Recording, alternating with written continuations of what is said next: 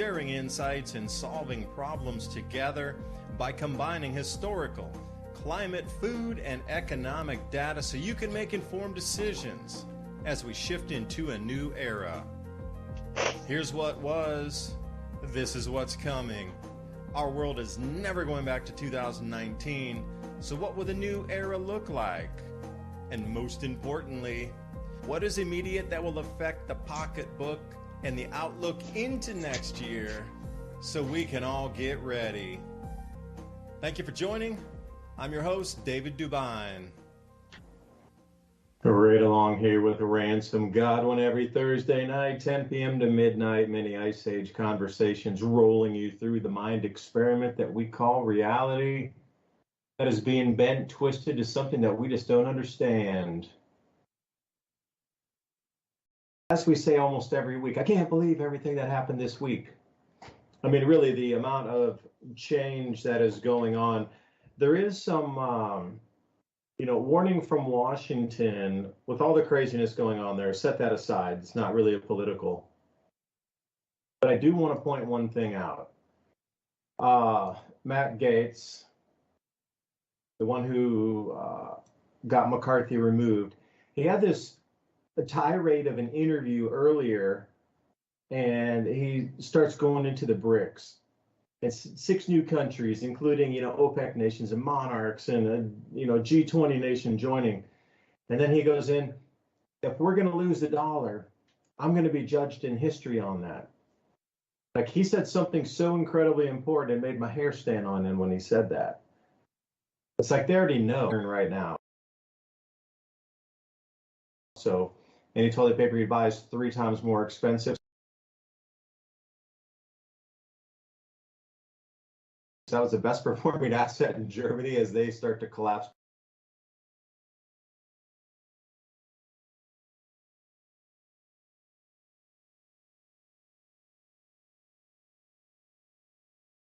Back to the Stone Age. Can you believe it? You should have held it in the COVID. Ransom, glad you're joining me. Things to dip into the bizarre. Well, I thought I included Ransom in there. Ransom, hang loose. If I didn't get you on, I thought I included you in on the call. I'm here. It sounds like your mic keeps cutting out. Welcome. No, I'm not sure. I was checking the broadcast because I heard some interruptions in your mic when you were talking, and I didn't know if that was just on my end or what was going on. Oh, thank you for letting me know. Again, I got one of these nasty little Microsoft updates. And you're right. So this should sound better right here. Hi, communicated. Hi. Boom. Yeah, that sounds sweet. What I don't like is you get forced on these updates, and then once you do, it reverts and defaults things back to their original settings, Skype being one of them, every time a reset comes through. And also, banks now, you always have to get the code by the phone. So I just see a lot of things. They're trying to figure out who's still alive after this to use the phone to get into their accounts. I don't know. I interrupted you, man. Go ahead. My bad. No, I was just tripping on that. In my opinion, I've been kind of tripping on the same thing. So I've been looking at the little games that they're playing back and forth in the government right now. And either A, they really up the script of drama so that people would pay attention to only the little dramas going around Washington, D.C., or B, they really are trying to set up the American public for a civil war by using these. I mean, I don't mean like Hollywood, but they are actors in the way that they push agendas, opinions, and different things to get people riled up to follow one of those concepts or the other, whichever one, that they heard in all of it. But, it could be a C, which I doubt, but it could be that some actual patriots or people that have felt guilty about selling out the U.S. is basically what's been going on Capitol Hill for some time, are actually trying to throw a wrench in the gears and stop it from happening. They keep arguing back and forth about whether or not we would like a government shutdown. I think that most people would get a great wake-up call at least those that don't depend on the government, that their lives would kind of continue unchecked there for a while everyone else would be panicking about failing because the government's failing. They forget we used to live in a country where the government didn't have their hand in every single thing that you did. So at one time in the government, people were living out there where they lived at their house. They took care of their food. They took care of any kind of utility needs that they had. They took care of it themselves. And they still found time to, have social lives and have a presence in their local religious center. They did all these things while working full time and having lots and lots of children. I don't know if time was moving slower back then, or it's just that there's a 1,000% increase in fake reality distraction nowadays. But I hope that really some people are being genuine and trying to throw the wrench in this machine that we call the swamp of DC. Because they obviously have not been doing anything in the American people's favor for some time. You can go ahead and pick your team and, put on your jersey, because think about this. And I thought it was really dumb at the time. And I don't know whether or not, people just get caught up in the tribalism and I know that that's a reality.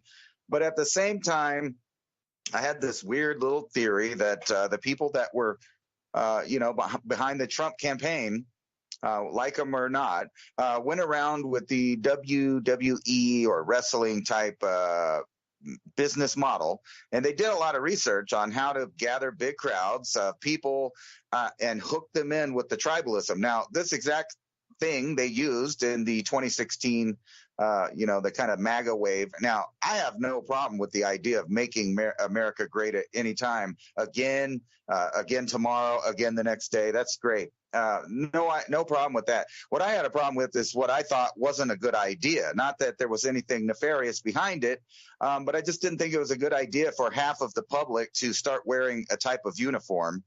In this case, it was, American flags and MAGA hats, and it allowed the media and the establishment to say, look, there's them.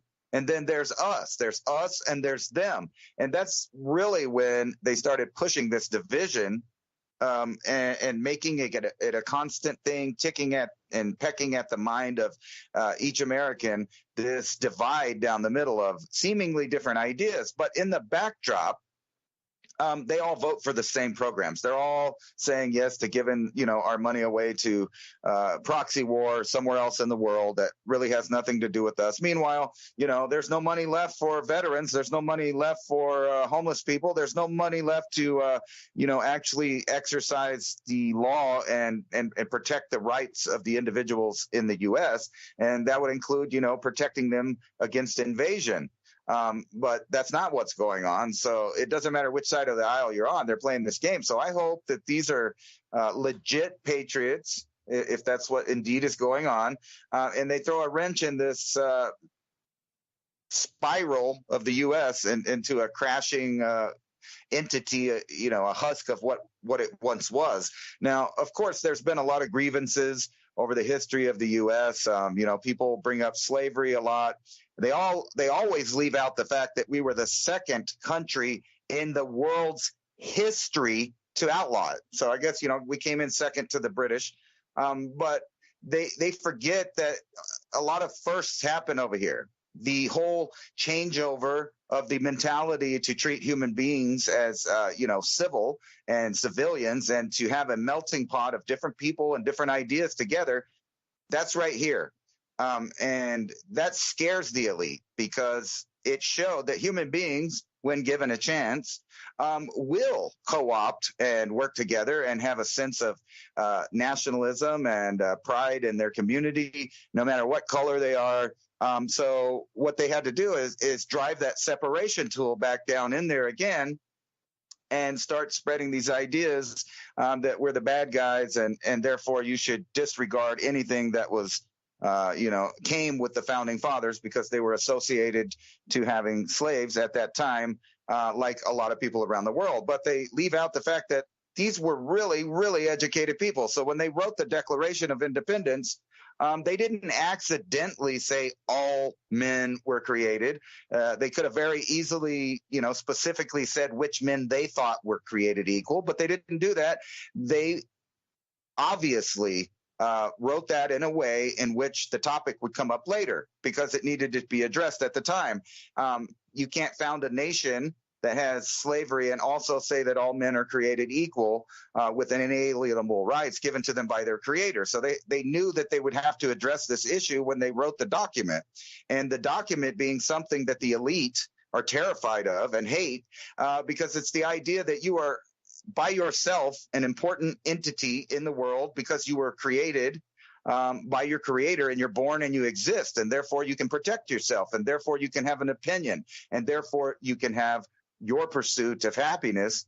And this is what they have tried to erase, strip away, and make people forget, this idea that's new in the world. And think about that, the long history of human beings. This is the first time we have a document that anybody from anywhere can read and understand that saying in there means them. No matter what they look like, no matter what their religious belief is, no matter what their skin tone is or their country of origin, if they came here and they assimilated into our system, they know that document is talking about them when it says all men. And, I hate the new language where it seems like that's leaving the females out. And of course it's not, because writers always have used the term men and mankind to represent the entire human race.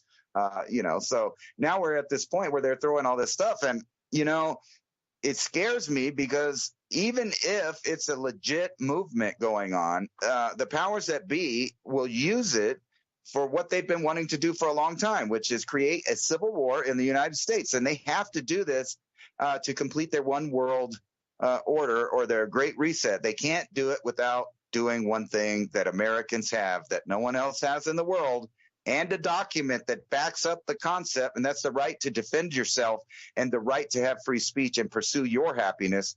That terrifies them. They hate it. They have to destroy it. And they know they can't do it with an outside force, just like many a general known that they couldn't do that to the United States. We have to do it to ourselves. We have to do it internally. So if we let these actors, these clowns on Capitol Hill, divide people and, create division that's really at the forefront of mankind's thought in America, then they have achieved their goal. And that is divide and conquer. And that's what they've been doing. And they've been pushing that so hard. And it's kind of frothing up to the top. But I have faith that just like every time they try to pull this, there's a core of Americans that just don't buy it. We're okay with other Americans. We're okay with the world. We want to trade with them. We want to have freedom. We want to spread the idea of freedom. And, those two ideas, the Great Reset and our founding documents, the Declaration of Independence, the Bill of Rights, they just don't mix, do they? They are like oil and vinegar. No matter how many times you try to shake it up, they're going to separate into two different sides, and they know that. The problem is that they're convincing people to give up their own rights, and there are many people that are joining the wrong side of ideas simply because they just don't understand. And I've seen numerous articles talking about, the majority of Americans nowadays that are under 50 don't even understand the Constitution. They don't know the rights that are in there. And, if you don't know your own rights, how can you respect someone else's rights, right? Because once you know that you have the right to exist and you have the right to think, well, that allows you to give that same right, in your behavior to someone else, because you wouldn't want those rights stripped from you. So, of course, the people that believe in those rights would not want to strip them from other people. And that's where I think they're trying to derail the American people. And if they can't get it going culturally, they'll starve us until people are so upset and so irritated that, it'll just be one match that's struck that will set the whole thing on fire. And I think that's what they're going for. And you see that in the inflation. I just watched a YouTube video earlier where a guy was walking around Costco comparing prices of a video he did just 1 year ago. And he was saying, I don't think that if something costs this much and then it's double the price in 1 year, that's 17% inflation. That's more like 75 to 100% inflation. Yeah, I would agree. And, just for everybody out there, as a statement on the record, I will not put my energy into that division and getting out to hurt other people. That's just not part of me at all. And I think that's the same for almost every single human being out here. They're not going to want to get involved in the fray and start it.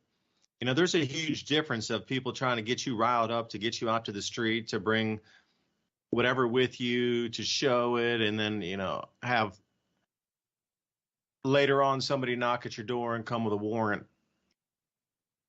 Somebody coming up directly to your house and start banging the door in and kicking the windows in to try to get into your place, that's quite a very, very, very different thing. But I will not get drawn into this whole media meme with Clown Hill, if for a better term, pushing people in to start fighting each other for no reason. That the human just mechanism is stability. You have to be forced into that fighting. And if we all say no, we're not going to use our energy for that. We're going to use our energy to point at the true villain, and we're going to use our energy to rebuild our society. And we're going to use that energy to make not only this country, but the world great again, away from parasite control. That's where it needs to go to. I refuse to put my energy into any civil splitting of humanity. We're all made in the image of God. We are from the Creator. I am. I'm a part of creation. I'm a part of the Creator. Everybody is part of that same creation and part of that same Creator. So to try to get us to think that we are nothing more than an expression of creation, that somehow we're supposed to divide that based on an ideology, that's insanity, truly insanity. Now, a direct threat of, your safety. I mean, if you come up to my house and you're going to come in the door, you're going to have a big problem. But if you're going to try to, like I say, get me to a street somewhere to protest this or, look at those people over there, whatever, not going to do it. That is a complete waste of my time. And that's a complete waste of time in everybody's time. We got better things to do with our time, like growing your food, setting up your communities, getting your communities ready for these changes. We're going to be rocking through a change here pretty quick. It's not like things are in motion that just can't be stopped. You look at a big, heavy train that's, a mile long, full of coal. That thing's not going to stop for miles, plural. Even if they hit the brakes full on and lock every carriage up, that's going to skid for a bit. And they usually don't ever do that because it'll get so hot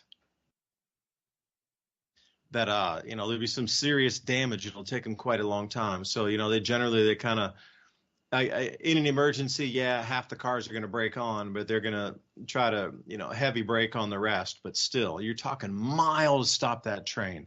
This is the same exact thing. Same exact thing. You hit a really good point there about rolling the clock back or the years back, the calendar back a bit. We were self-sufficient. Now, for those of you that don't know, 40% of everything eaten in an American home in World War II, I'm talking everything, was in the household. And you might say, yeah, well, they had a bunch of farms back then. No, I'm talking about the full Victory Garden program. We're talking in cities. They were still able to produce 40% in a city by using the disused land, the area between roads, people's homes, etc. And that was on the home level at 40% ability to sustain yourself. Because in a video earlier today that I did, there was somebody who put a tweet out that showed $90 worth of their groceries. And they were appalled, just jaw dropped, gobsmacked, like talking 70% inflation. But I looked at what they had there. They had a handful of vegetables, and I'm like, most of those you could grow if you had a small balcony. You could grow that. Tomato plants, some celery. I think they had some shallot onions, and even little tiny cucumbers. I mean, you have dwarf varieties of cucumber you can grow on a windowsill. When I was just looking there going, no way, you can grow a lot of that, yet the training to do that, I don't fault that person for complaining at the prices of the groceries or fault them at all for not having the training to be able to grow food, because that just was completely wiped out after World War II, moving into the 1950s and 60s. They wanted to get you completely back on that system. And I know we had this conversation before. And after World War II, of the total consumption of all meats, including farmers and not just neighborhoods, it was around 60% of everything locally was completely self-sufficient. The only thing they really needed were like refined motor fuels, steel, and this types of things that they couldn't make in their own local neighborhoods. Outside of that, everything that was consumed in the human body in terms of foodstuffs all came within like a 50-mile radius, and it was very self-sufficient during that time. I can't say 100 because I don't have that exact fact, but I know I can guarantee 60. Then they, after World War II, like, oh, life is so easy. We're going to go to the Green Revolution, and we're going to mechanize everything, and we're going to set up these supermarkets. You don't have to grow your stuff anymore. Why would you waste your time? It's so easy. It's so fresh. It's so cheap. And they got us away from that. So I was actually in Costco and Sam's Club today as well. I went to both because, my supplies were getting a little low, and I thought, with all the craziness going on, I probably wanted to go out to the store. Plus, I had a chance to spend the afternoon with my dad, which is super cool. So he went shopping with me, and we ended up talking about all things the oil embargo, because we went by Costco for a second, and it kind of scared me a minute because there were like 7 or 8 cars in each pump. And I go, oh, no, what is that? How many cars? Look how many cars are waiting. And he goes, oh, it's like that all the time. Because I hardly ever go there, like a once in a seriously blue moon. And I was like, they wait 6 or 7 cars deep to save like 30 cents on a gallon. And he's like, oh, it's like that every day. So we started talking about the oil embargo from the 1970s because I was a little too young. I remember sitting in the car with my mom because my mom would be the one to go get fuel when my dad was at work. We always needed to make sure that my dad had fuel to get to work the next day. So I don't care how long it took. I remember sitting in that car forever to get fuel. So I had a chance to talk to my dad, and I was like, all right, break it down for me. Like, really, the fuel embargo, and the whole story stemmed from a video I'd done today too. That same tweet about the person complaining of $90 worth of groceries when they could have produced half of what they bought for cents or pennies. And also they were complaining about, oh, this chicken's so expensive. Oh, this meat is so expensive. I'm like, well, do you know your local farmer? Like, do you go anywhere where there's a local farm? Like, do you know any of that stuff? Or do you just exclusively shop downtown somewhere? So, getting into the strategic petroleum reserves in America right now, for anybody out there, as a fact, there's only 17 days of strategic petroleum reserves available for Americans.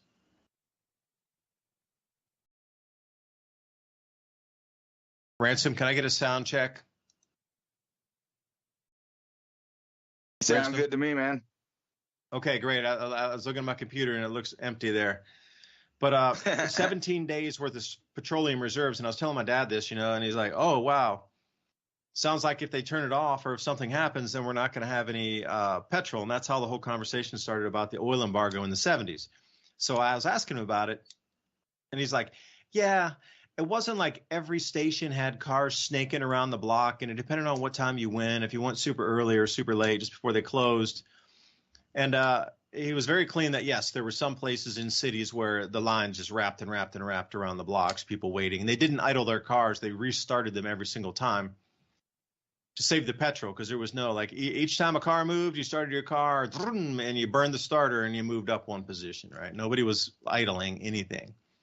But what was so funny, because I was like, he was telling me about the gas wars where, there'd be 2 petrol stations across the street from each other. And some places would offer it for like 35 cents. And then the other place across the street would offer it for like 32 cents per gallon in the United States in the 1970s.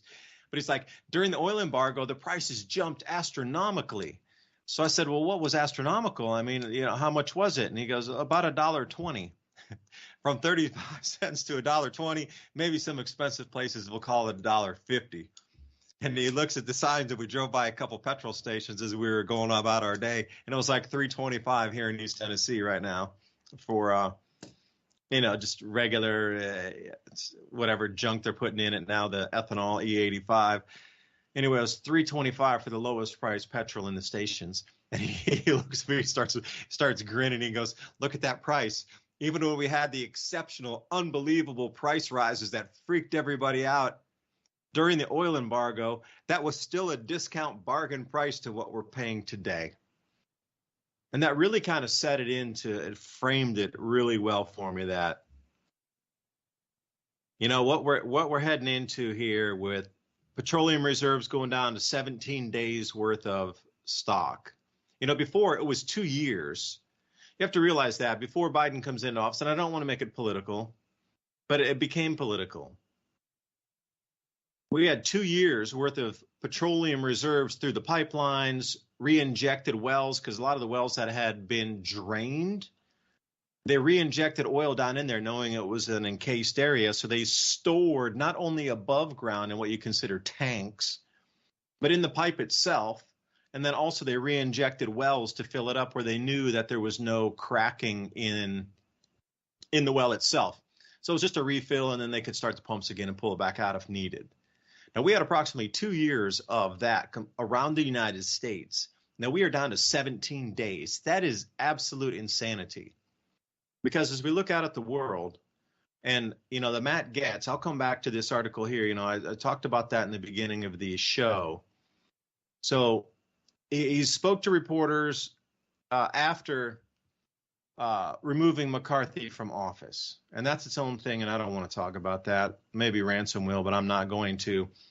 But he was surrounded by those reporters, and he goes and he says, "This makes me sick to my stomach. This validates all of the things that we're seeing across the media about the majority of the world wanting to de-dollarize."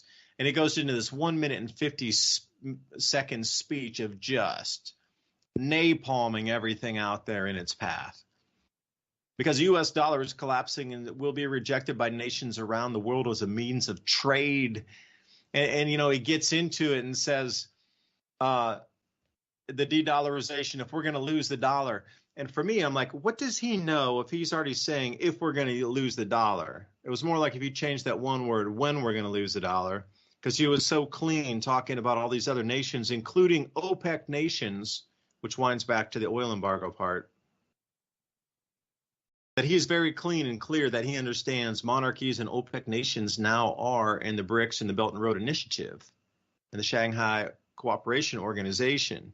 And they will settle with gold or any kind of commodity that can be traded amongst nations. Now, he just goes on a tirade about this, but, if you got a high-level official that all eyes are on this person now, this is the spotlight figure in American politics. He's talking about de-dollarization now. And I'm just curious, when it starts to make it through the mainstream American psyche, that our dollar is going to be worth less and less and less. Because that term hyperinflation that you hear, it is a psychological triggering of extreme spending the second you get your money, because it's going to devalue. So example, Argentina, I covered this yesterday in my video on ADAPT 2030. The Argentinian peso currently is devaluing at 12% per month. So that means if you get paid on the first and you kind of hold your money and you only spend a little bit on the first to buy food, and maybe on the second you get some gas, and on the third you buy some fertilizer, and then on the fourth you get some dog food, and then on the fifth you get some clothes for the family, and on the sixth you go out for dinner. All right, so when you wind up 2 weeks later, you've lost 6% of your purchasing power. Now, if you wait a full 30 days, everything's going to be 12% more expensive for you. Now, the awareness is in Argentina, so the same day that they get it, everything flows into the economy in a single day.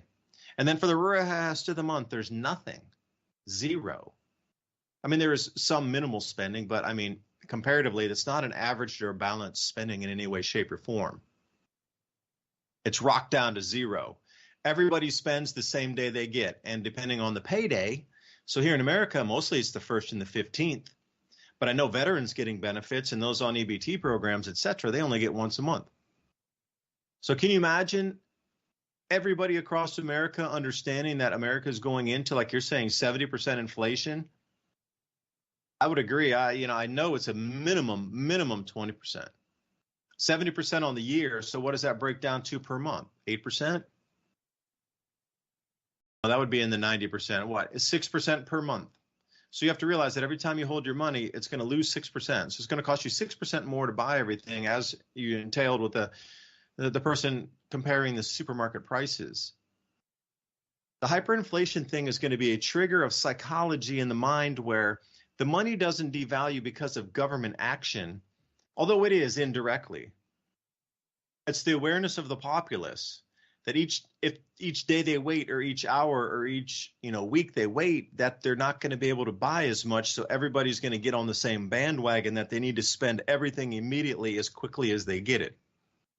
Now this becomes a nasty reinforcing feedback loop. At what point does it reach America? I don't know. It seems like it's coming really fast. And it only takes really that first or second time of everybody spending on a day, and then the mechanism, as you understand, the stable economy is broken. And at that point, that's when you start to see these chapters of hyperinflation. I've done a ton of study on this, and I'll just say from what I've read and what I've written down and done videos on and spoken with others, it's about 5 months. 5 months. So if you're going to actuate and have an exit plan for your gold or silver or whatever you have, jewelry, anything, house, it's going to hyperinflate during that time. Currency will be revalued at least once or twice during that time. You're going to want to hit it on the first currency revaluation, and 5 months is pretty much what you get out of it. So if you think you're going to be able to continually rise prices for several years into the hyperinflation and buy a farm for an old penny, that ain't happening. So you're going to have to time it sort of correctly. When you see the hyperinflation, it's going to start hitting the news. You're going to see tons of lines outside the stores on those paydays. Once you see that, you need to start getting your affairs in order very quickly. 5 months is the maximum roll most times on a hyperinflative event. So anyway, I hope that explained a little bit about your supermarket pricing, and that person did a really good job going back in with the video to show pre and now current prices. I mean, we saw a thing today. So usually we'll buy the Colombian coffee, and it comes in like a 2-pound tin. Before, it used to be, when I first got back to America during the COVID time back in like 2020, mid 2020, that thing was like $8.50. Today it's $14.50. So that's just coffee, but that's just one thing. But everything in the store has risen. And also 3-liter bottles of olive oil today, extra virgin olive oil, it comes in a set of 2. Now, when we used to go buy it before, it was around 18 to 20 bucks, maybe even 16 if I can remember it being that low, 15 to 16. And then it kept going up. And every time we would go over to Costco, it would go up again. It'd be 18 and then 20 and then 23 and then 26. Today, $44. I blew my mind. I was like, I'm not paying that much money for extra virgin olive oil. $44 for 6 liters, which is like a gallon and a half. Shocked me, the price. I should have taken a picture of it, but I was just thinking, it kept going up every time, So anyway, man, I'm just rambling. Ransom, jump back in.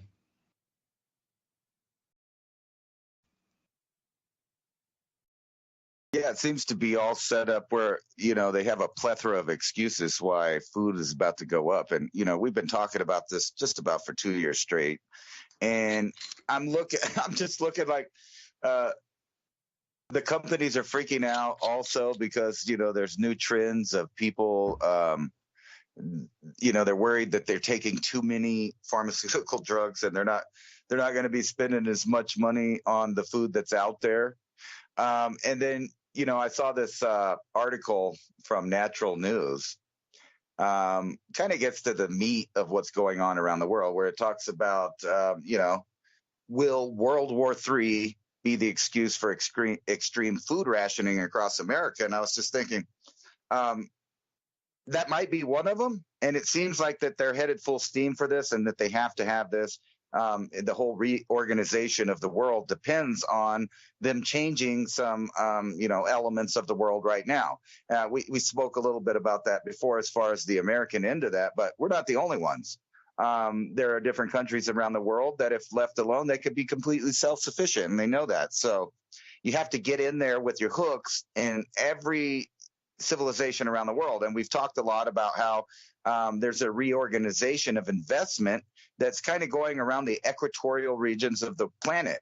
And then you see articles like this, which it's a good article, and it goes through World War I and World War II, and how hunger was a major problem through those unfortunate events. But they're trying to set up this event again, and just think about all of the chicanery that's going on, the shenanigans in Washington, D.C. Wouldn't it be great for them if any number of things happened where they could say, well, it wasn't our fault.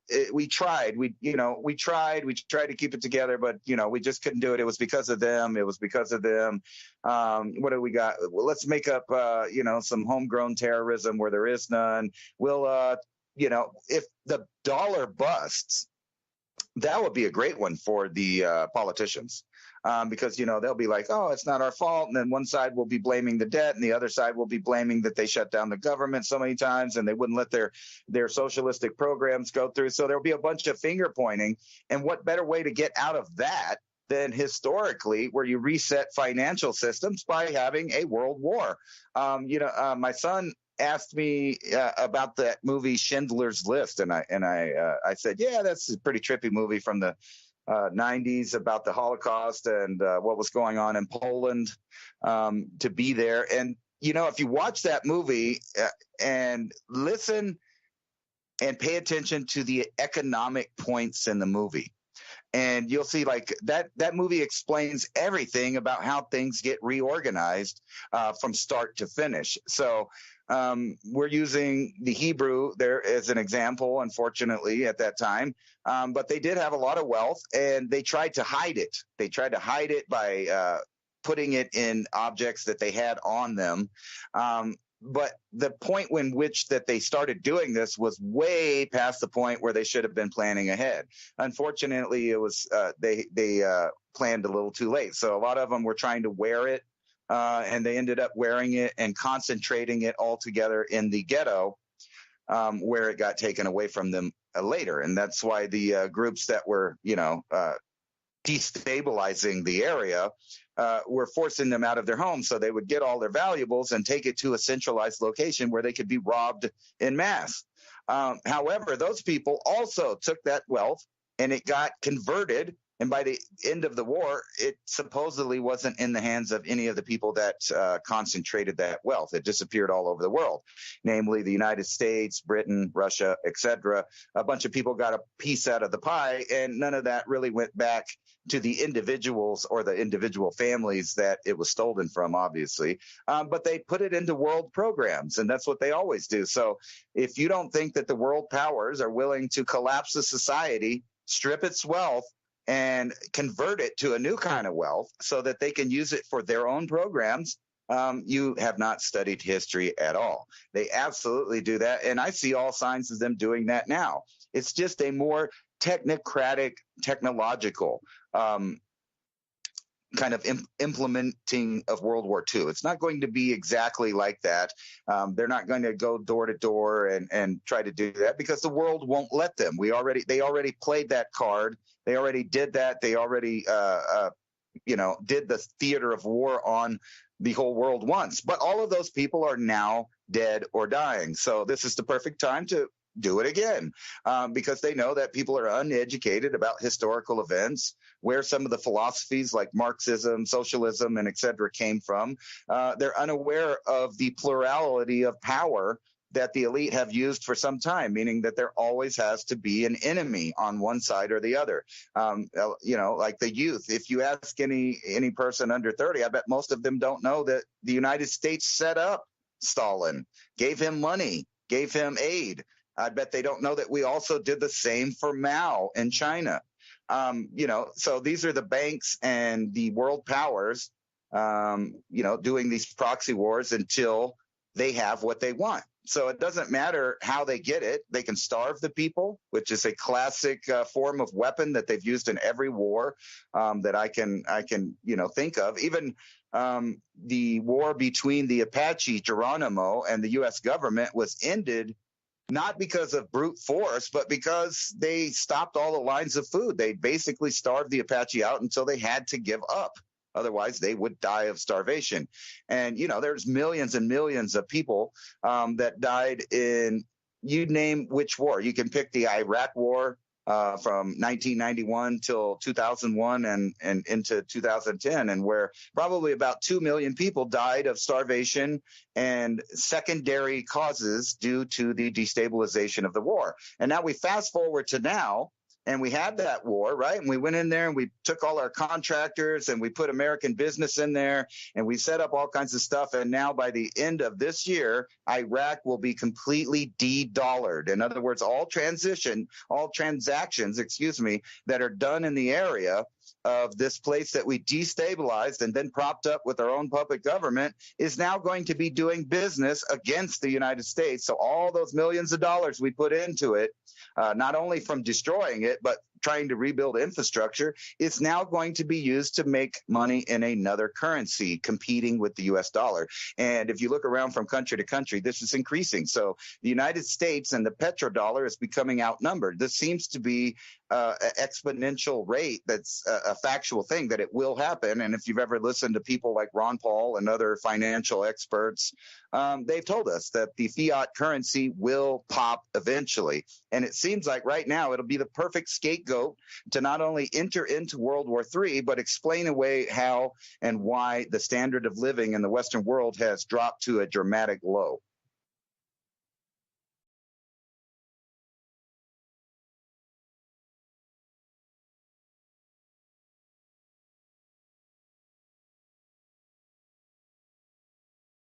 Mr. DuByne, are you there?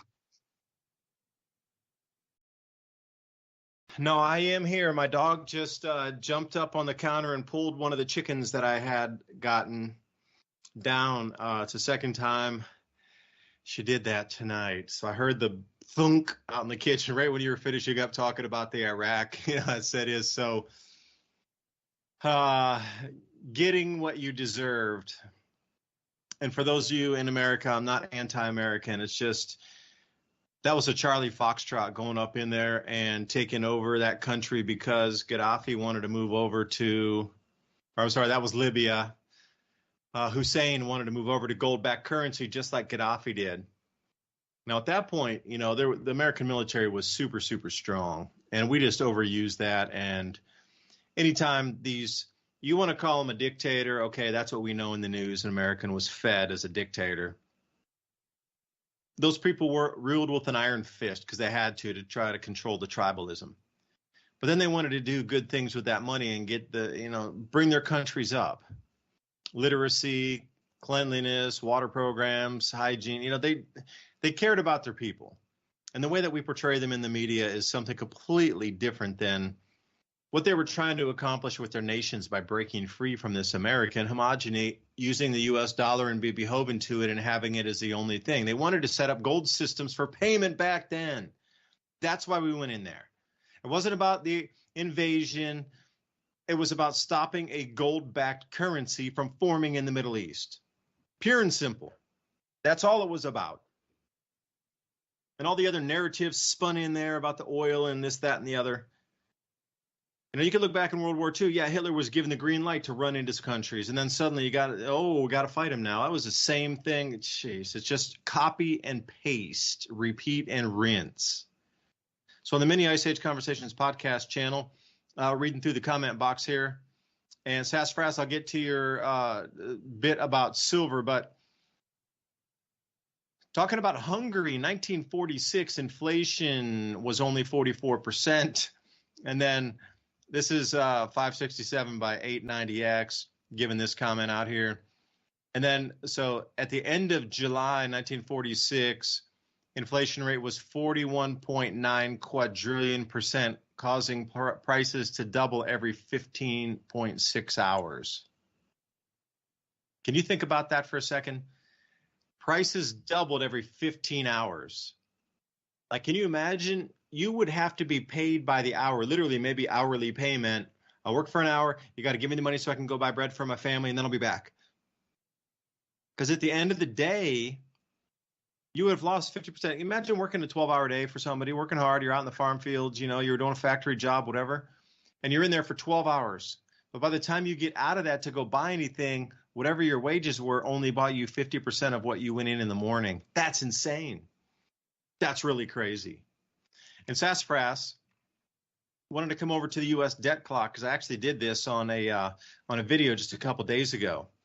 So if everybody wants to go out to usdebtclock.org, it's a great one. And also there were some anomalies in the usdebtclock.org because when I'd done the video in the morning, it was still at 33.1 trillion. But by the afternoon, somebody sent me a couple screen grabs that said, hey, it jumped to 33.4 trillion in an afternoon. And I'm like, wait a minute, that's weird. I just pulled this screen grab this morning. But anyway, if you go to the right side, remember there was the dollar to silver ratio that was $0 per ounce. Well, they've added a couple new columns there to explain it. The dollar availability in the world is shrinking. So the dollar supply is now going negative. So when you pull money out of circulation and take it in negative, that explains why there was $0 per ounce on the gold to dollar ratio and $0 per ounce on the dollar to silver ratio. I did a full video about that 3 months ago, maybe. But now they've revamped it. Now they actually have the dollar to silver ratio over a 5-year average and then a dollar to silver ratio on a 10-year average. So if you're listening and you can't go to usdebtclock.org, if things were to stick currently with the amount of debt we have, with the amount of silver we have here in America, and worldwide as well, Mexican production has just dropped off a cliff. So we kind of, pretty much have as much silver as we're going to get. There'll be some trickle in for new supplies, but without all the new usage in the green economy and, the military applications for it, it's just, there's not going to be more silver. So if you're going to look at the 5-year average, it's $1,558 per ounce. And if you're looking at the 10-year average, obviously it wasn't as bad 10 years ago. So we're looking at $1,120 per ounce.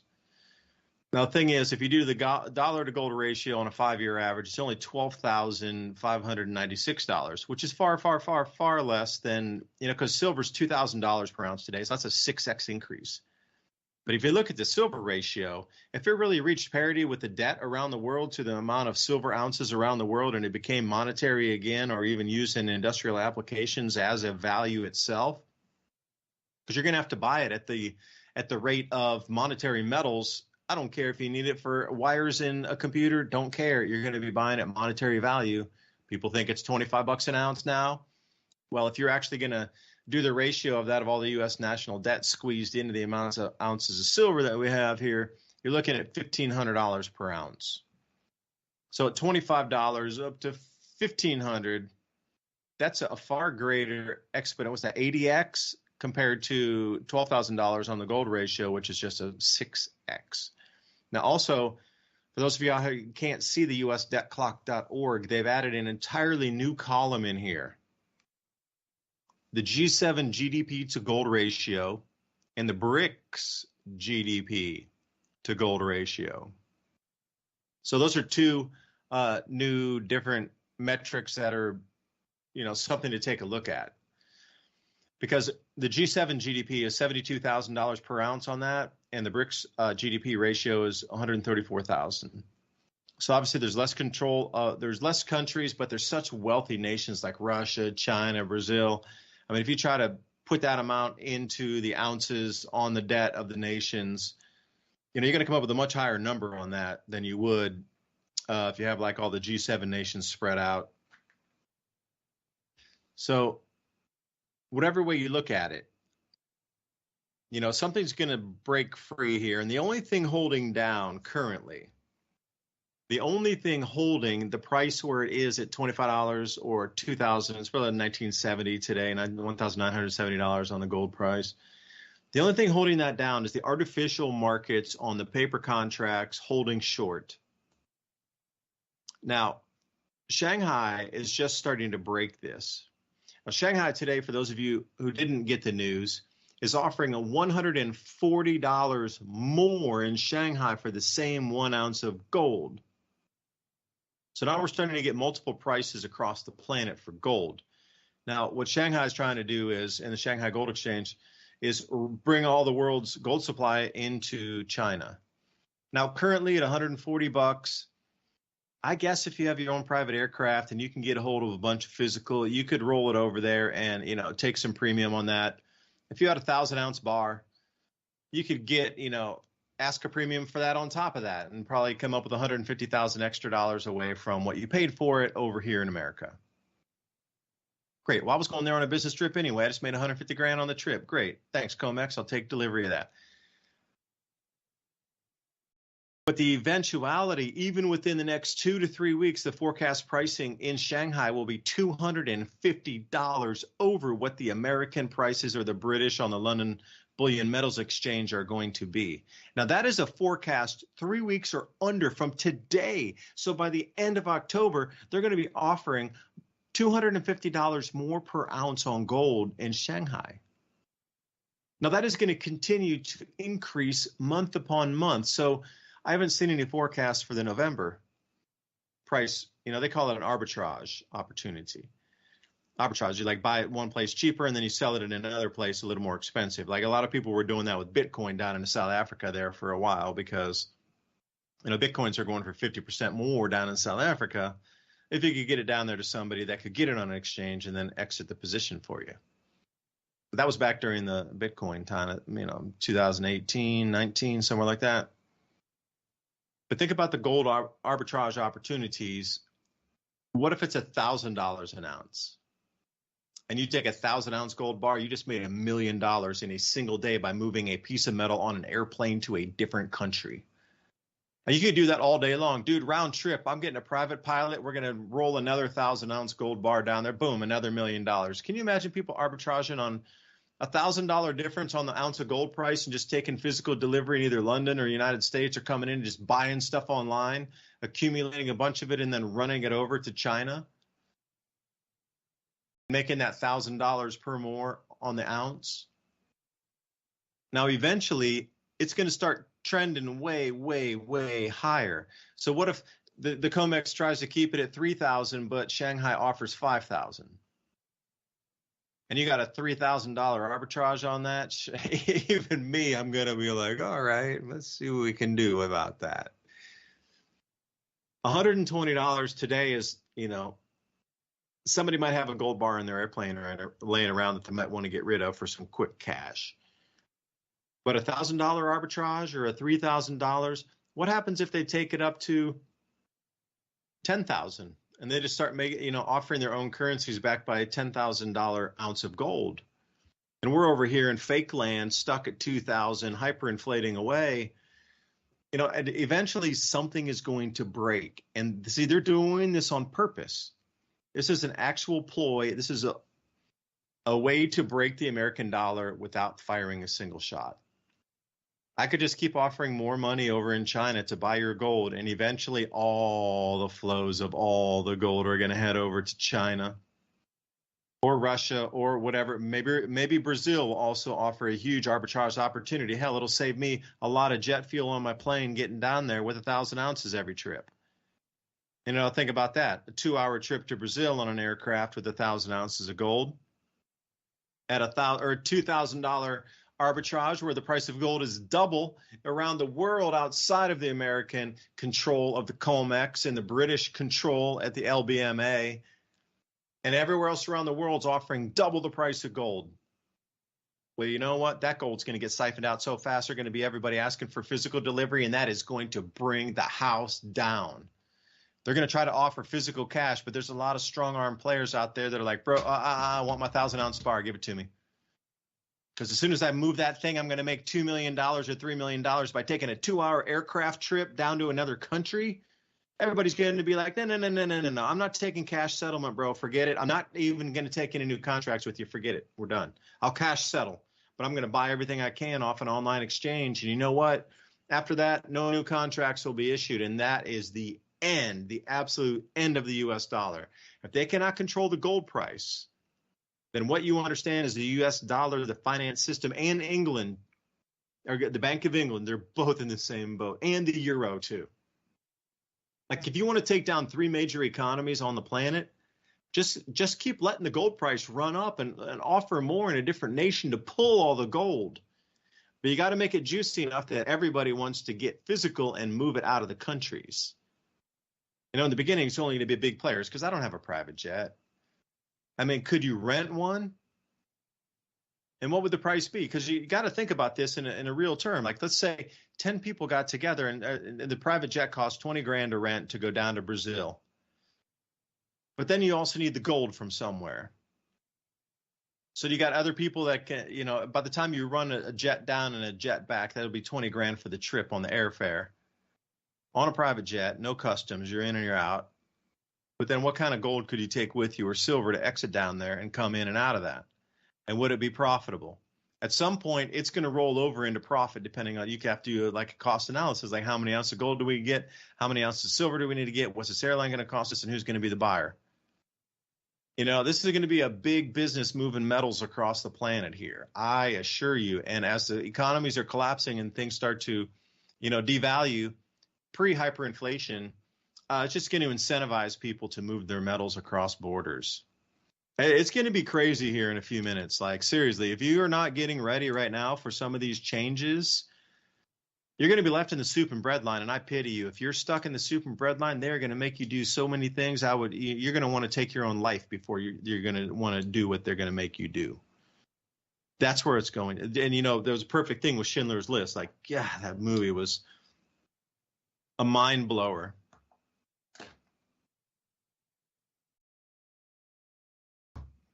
So anyway, we should be heading on break here in just a second. Sorry, I ramble sometimes when I get into my tangent. But Maud O'Dib culled 10 broilers and hauled 600 pounds. Today, the demand for gold continues to flourish globally.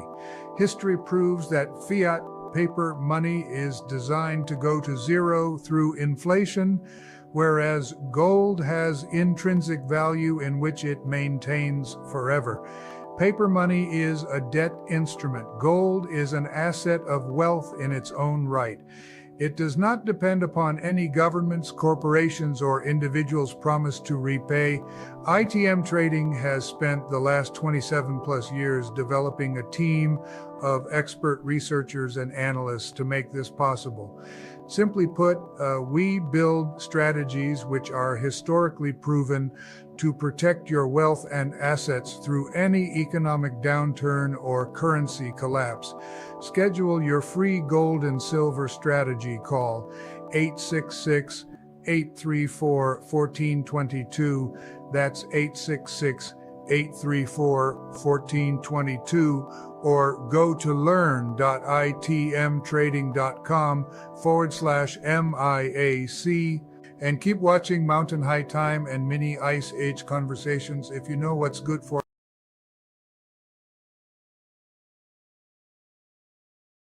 banks in America, which means you can't pay any of your bills until the 13th. That's the first day that'll allow you to click to set your payment. Now, for me, I have a house payment that does that same thing. So what about on my mortgage? What if you can't pay your mortgage on time? These are the little things that scare me a bit here too. So Ransom, take us out to the break, man.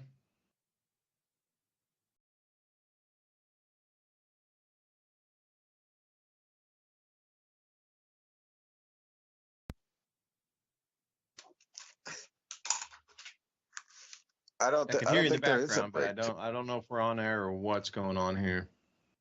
Yeah, well, we're still broadcasting, so there just Take us wasn't out no until the break this music time. starts. I don't think the music's going to start. It's the break's over. Some kind of glitch.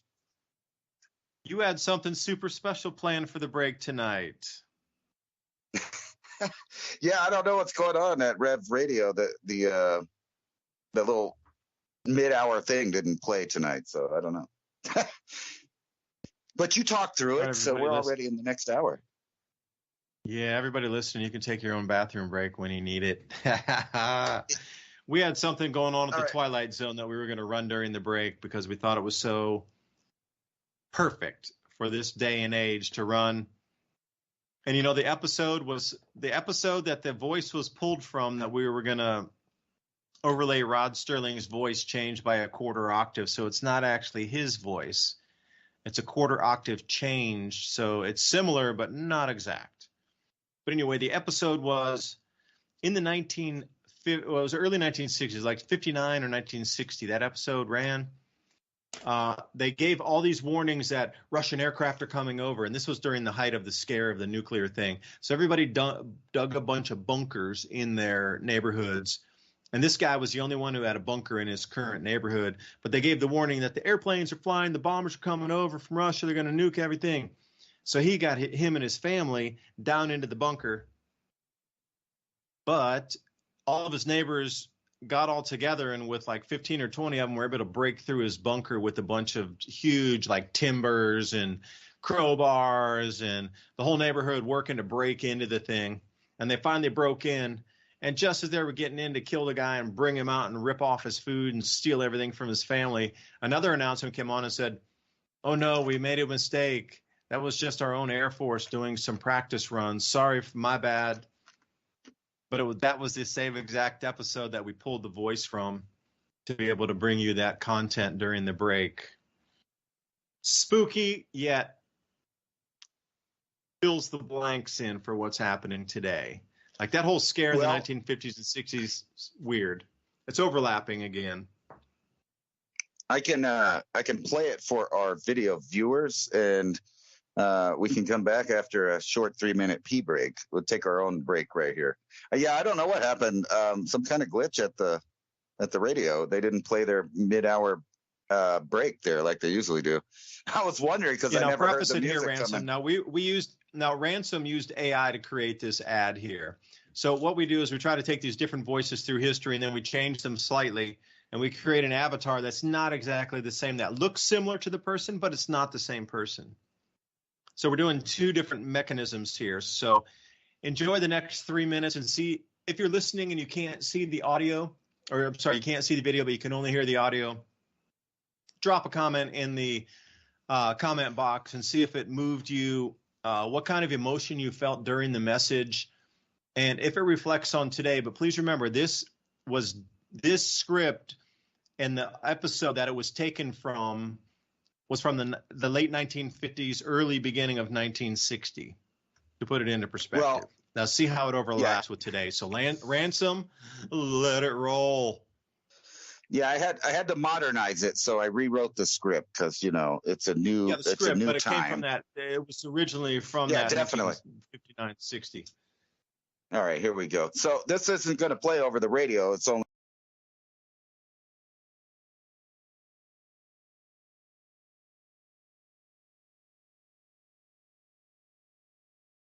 Imagine, if you will, a glimpse into the possible outcome of a million mistakes. What you are about to watch is a nightmare. It is not meant to be prophetic. It need not happen. It's the fervent and urgent prayer of all men of goodwill that it never shall happen. But in this place, in this moment, it does happen. In the midst of it comes unexpectedly over the phone the announcement of the President of the United States, the warning from the very top declaring a state of emergency of suspected enemy missiles approaching. It's anyone's guess where they might land. What city will be obliterated? How many could be lost? And last but not least, will it be me? Will it be my family, friends, my square inch on the map? Minutes go by and nothing. Right as you exhale a breath of relief, an instant wave of horror treks down your spine and a sinking feeling in the pits of your stomach. Just then the power goes out. The only light you see is the glow of your phone. Shining in your face, the icons of terror. Low battery, and even more frightening, the symbol for connection to information and loved ones gone. You try the landline in your office, desperate to contact family. Nothing at all, just a bone-chilling empty silence. Panic-stricken, you blindly forage for your car keys. Success. Something in this nightmare of a day has gone right. Now it's a desperate mad dash for your car. Your mind now in a near intellectual paralysis. Logic a struggle as you cope with a Gatling gun barrage of horrific ideas of what your family might be going through in this very moment. Miraculously, your car starts and you begin your seemingly apocalyptic drive to locate your kin. As you pass the first stop sign, the sight of civic decay is already bearing its nasty head as you speed past fights in the streets, looting, and a complete halt of any semblance of an evolved civilization. To your right, a large fire. As angry, fear-filled citizens with their arms full of grocery items run from what used to be your local food market ran by a mom and pops couple now collapses into a bonfire of dreams. Because of the commotion, your attention span has been stolen. Now before your automobile is a violent crowd. They have now surrounded your car, banging on the metal, bashing at the glass, screaming incoherently. What just a second ago was the road to salvation, now a deadly trap of circumstance and fear blocking your escape. This can't be happening, repeatedly echoing in your head as you start to mumble the phrase in a shrieking, inaudible, childlike tone to yourself. The trepidation now filling your lungs like a poison fog, suffocating and smothering in its certainty. Just then, as your heart and soul seem to be having synergistic perturbations, an alarm blares, overwhelming your senses. Immediately you recall the warning of missiles. You close your eyes and expect the end. But the alarm morphs into a sweet, familiar beckoning of your alarm clock. You open your eyes and switch off the welcoming timepiece.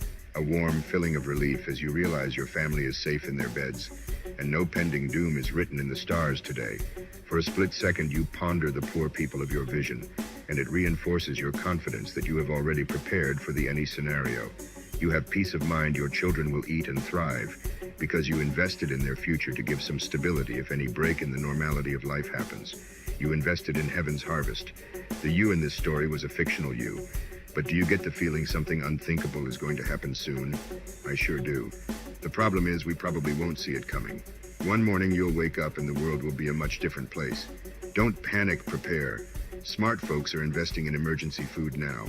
A wise man once said, "It's better to have it and not need it than need it and not have it." Heaven's Harvest is the nation's leader in emergency food storage. It's the only investment you get 100% of your money for, even better than gold.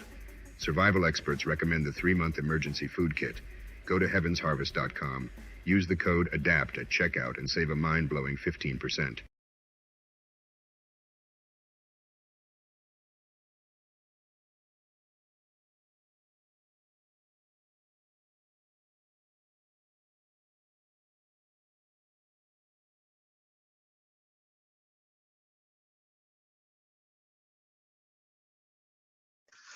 And there it was, ladies and gentlemen. Oh, that was mind-blowing, dude. Now, everybody out there, understand that was an AI creation from 5 different things that we were running. Well, actually, Ransom's the runner on this one. He's the expert on putting it together. But the idea is to consolidate, to have at least a backdrop to figure out what we want to do with personalities and voices. So that was it. So anyway, I hope you can see the overlay with what was taken from a 1960s episode and currently what's happening today. I mean, do you see any similarity? Because it seems like the same script is being run 2.0 on us again. Just like the Spanish flu, COVID-19. Just like the 1960s, Cuban Missile Crisis, Russian nuclear scare. Are you telling me after 50 plus years we're back on the Russian nuclear scare thing again? That's insane, man. We're being played like a fiddle.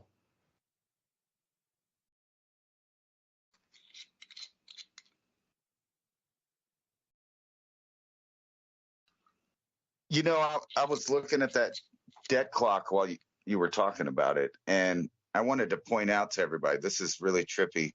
Here, let me put it up there on the screen for everybody. If you look over there at the debt, and then you look at how much tax revenue we're pulling in, right? That's a big, different number. But the more interesting number is down here. U.S. population, 492. I was tripping out of it because if you look under that, it says U.S. income taxpayers. That's only 128 million. So if you think about that now, look up here at the debt thing again. So it says per citizen. This includes everybody that doesn't even work or pay in taxes. According to this clock, they owe $100,000 right now. They just owe it, right? You didn't do anything. You were born, and debt per taxpayer is a whopping $258,000. Just imagine how much that is. So every single citizen that pays income tax, that's 128 million of them, is paying for almost 2 times the amount of people paying in taxes. So 2/3 of the population, and that's just the listed population of legal citizens that are on record. If you bump that up with the 20 million that they kind of admitted to around 2010, and then another 22 million of people that have come in since they've been paying attention during the Biden administration, 22 million more. So that puts that number up about 400 million people, with only about 128 million people paying taxes. Now, if you don't see that that's not a foreseeable if you can't see that that's a system that is made to collapse eventually, I mean, there's no way that we can only pull in $4 billion and owe, or excuse me, is that's trillion? That's $1 trillion, right? That's trillion, yeah. Add That's 3 trillion. more zeros. Yeah, I messed up there. That's $4 trillion of tax incoming and 33 trillion in debt. And here, I wanted to ask you about this. So we're looking at those numbers, but obviously that can't sustain for long, because only 1/4 of the population, or 1/3, however you look at it, cannot continually pay for the other 2/3 of people. The other 2/3 of people, these are people that do not pay taxes. A lot of them are on subsidies or socialistic programs that eat away at this number. So you can look over here, at the budget items that they like to show you. And here's $795 billion on just blowing up people. Defense. Yeah, but you also have to let me also rephrase that there.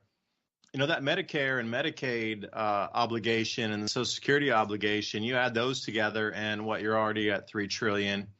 And then we have the debt on the Treasury notes that we have to pay back. So, even with the tax receipts coming in, currently, as you look at this, there's not enough money coming in to even continue to service the debt from those who had bought our Treasury bills. Add another trillion after the war. Yeah, you're up around four something trillion at $4.5 trillion, and we're only bringing in $6 trillion. And that rollover point of servicing debt at $1.3 trillion, we're at the point where we can't get. There's not enough money coming in through the GDP and that sort of thing, and the tax receipts to continue to even pay the debt. We just don't have enough money anymore as a country. So this is a very important debt clock you're looking at here. It means our country is completely bankrupt, and it will never resolve the problem and the issue of being able to pay the debt back.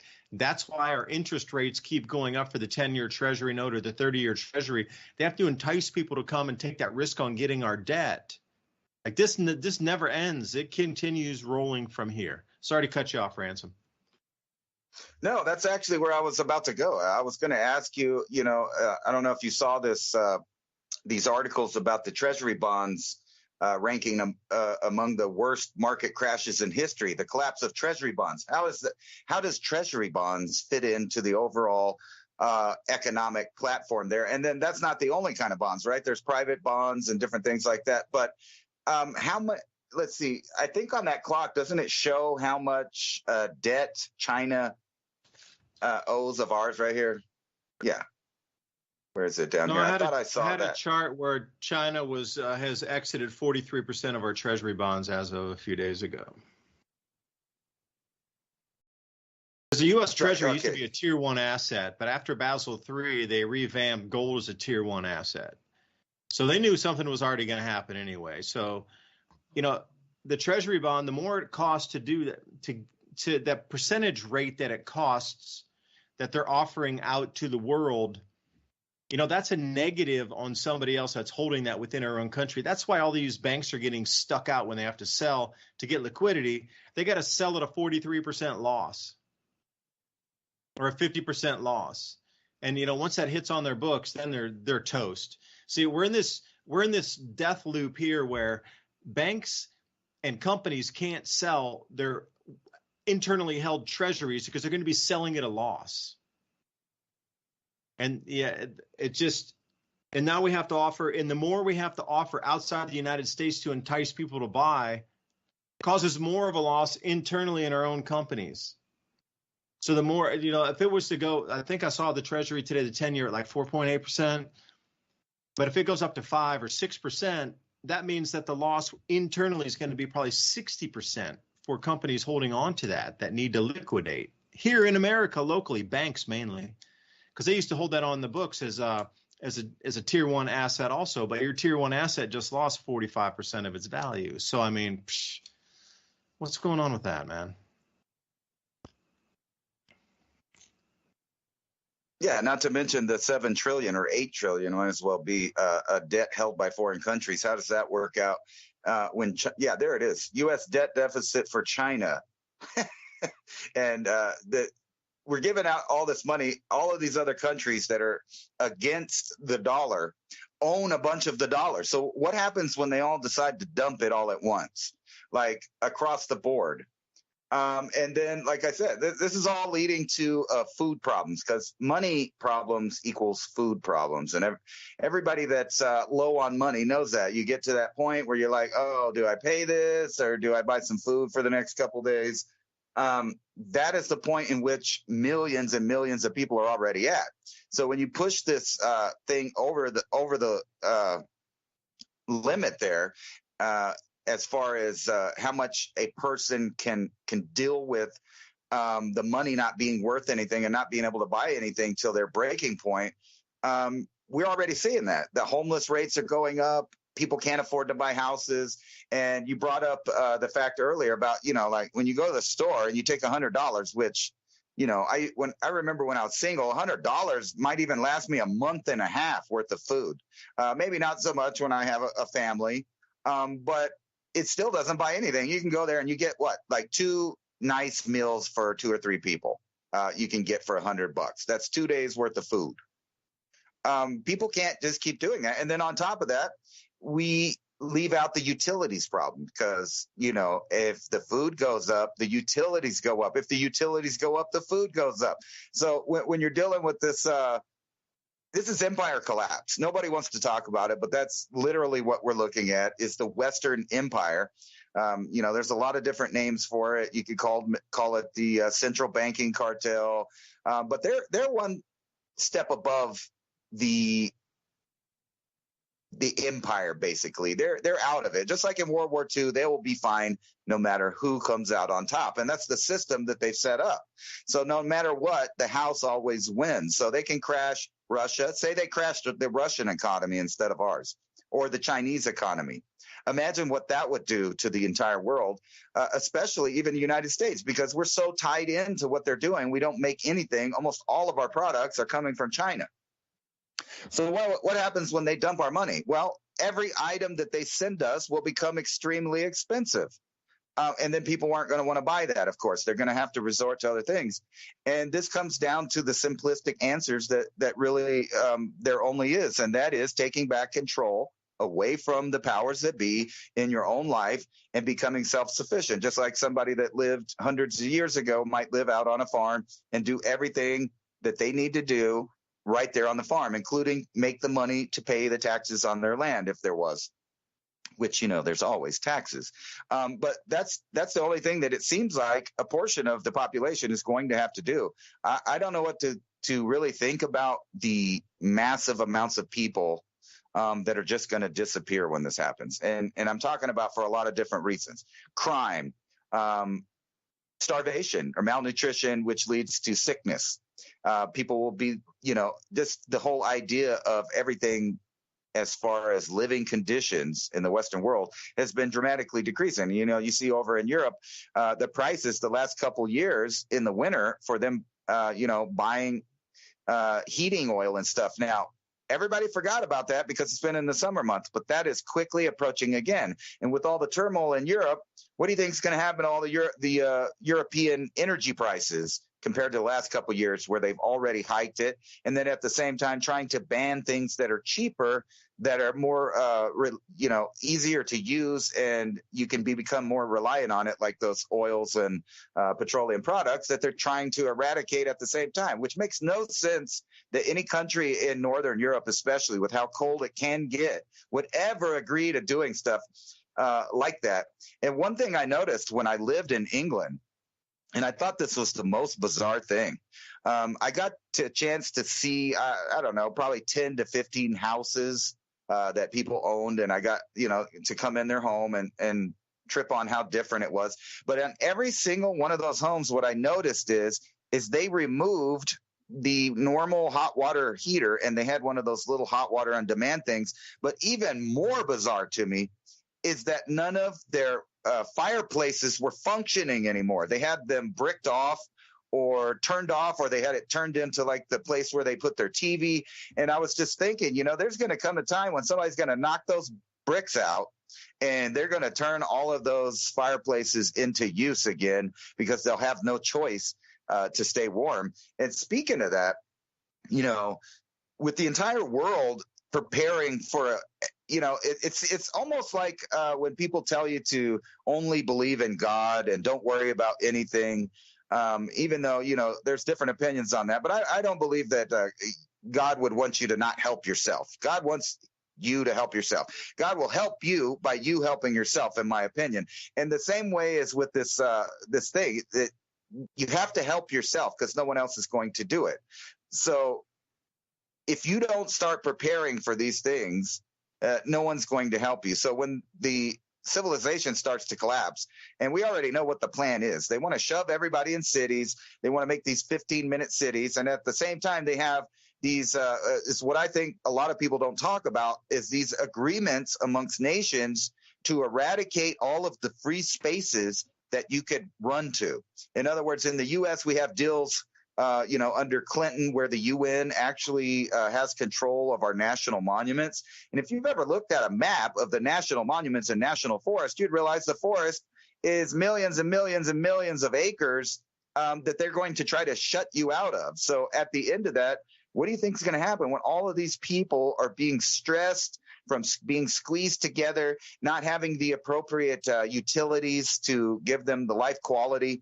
And then on top of that, wait till the prescription drugs, because you got to remember that they're a major faction in this, whether or not people live or die. There are so many millions of people that need medications to survive that any number of these scenarios, it's like a get out of jail free card for the politicians. They just go, oh, well, the dollar fell. Oh, the grid's falling apart. Oops, it wasn't our fault.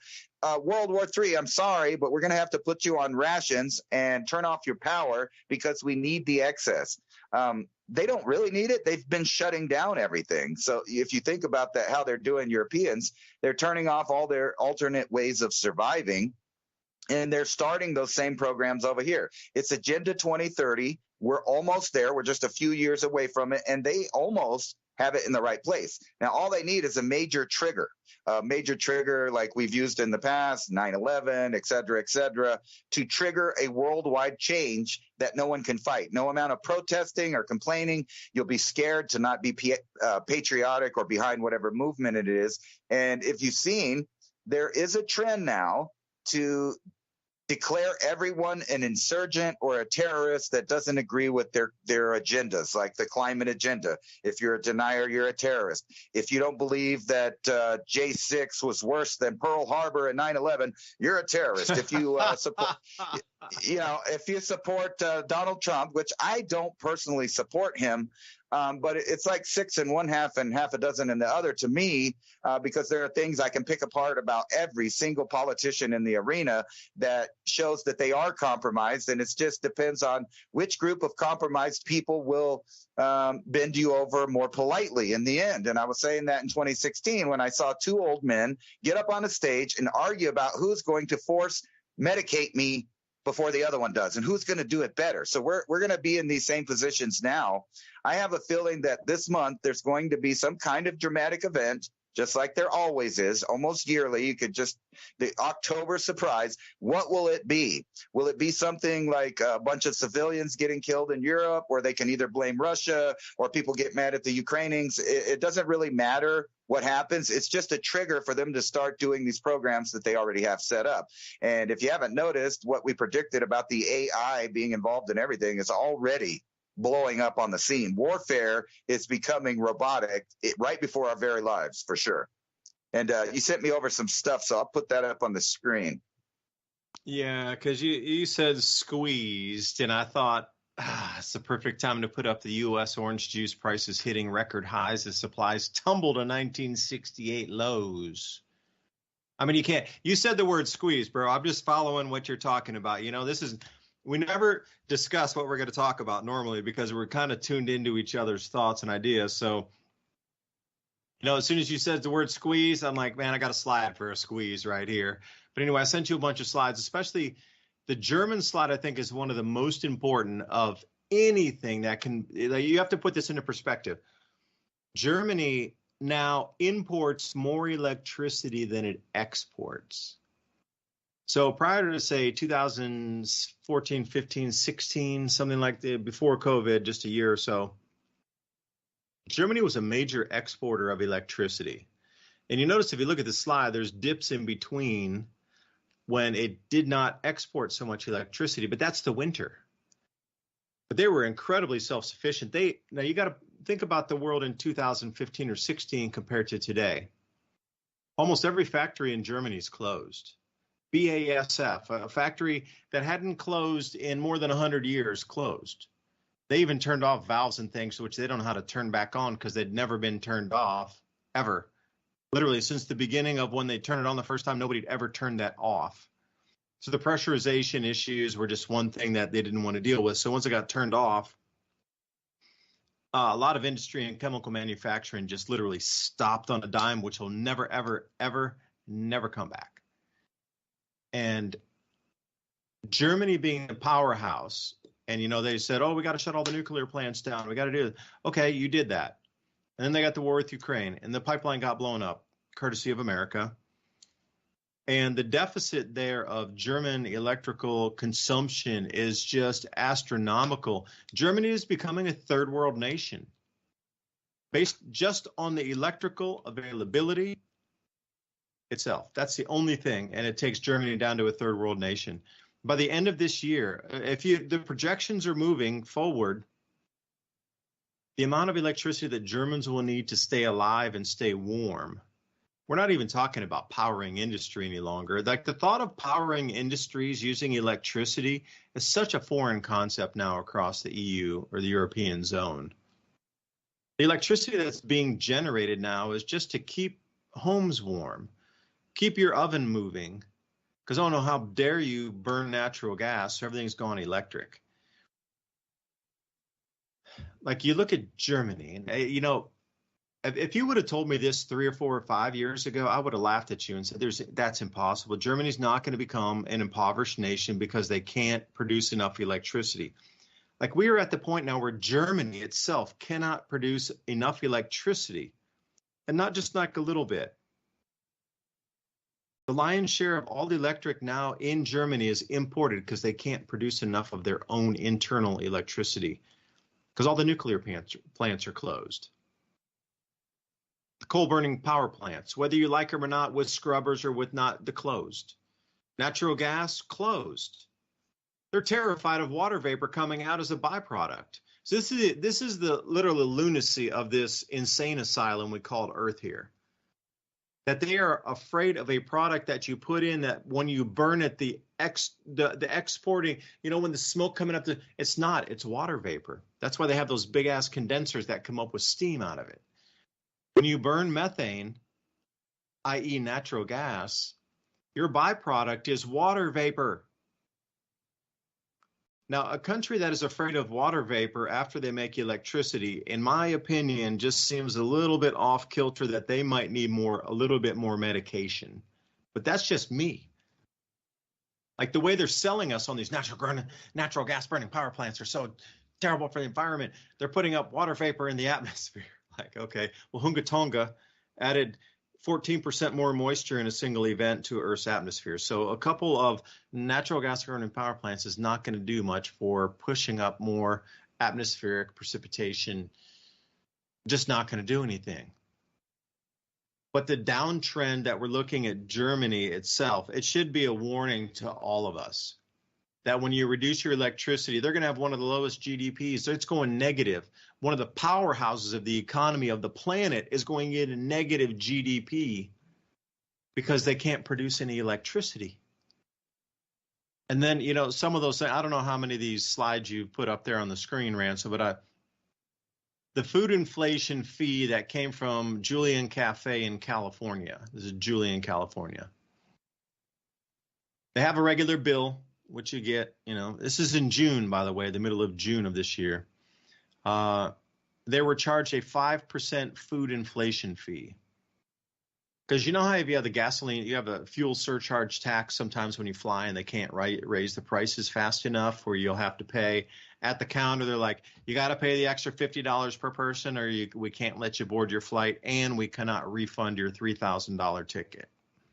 So you choose, spend the extra $50 or lose $3,000. Up to you, free choice. Fuel surcharge or food inflation fee. And, 5% food inflation fee, okay. For me, that's cheap because they should have reprinted the menus because they paid a coder to come in by the hour and actually code that into their registers so it would show you a 5% food inflation fee. I wonder what the hourly rate was for the coder to come in to change all the registers, to push that in so when it prints out on your bill, it adds 5%. Versus the cost it would be to print all the new menus and then laminate them and put them back out on the table with a 5% increase in all food price without telling you there's a 5%. Because if I got a 5% food inflation fee, I would be like, I am not paying that. Call the police. It was not on your menu, and then you try to bag me with the 5% inflation. I've seen this before in different places, and I just wouldn't have it. At some point, people are going to need to stand up and be like, we're not having this anymore. It's just not. It looks like a real small mom and pop business, and I would feel bad for the employee that's there that has to enforce this. But legally, I really think that's illegal for them. I don't think there's any basis legally for them to put a 5% in food inflation fee on the menu. I mean, I would call any police officer and say, we're going to suss this out in court, write me a ticket, and I want to take this to court and see where it went, because it's getting into la land. And then, one of those other slides I sent you there, this is out of Hawaii, these prices of milk. I was up at Costco today and I was looking at all the different prices. Milk's about the same. It didn't really rise too much. But look at that Meadow Gold milk. I'm unfamiliar with the brand. I don't know Meadow Gold.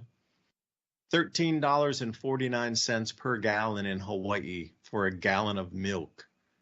Now, I don't know about you or me or others out there, but, that would break my budget. I'd be like, I'm not paying that.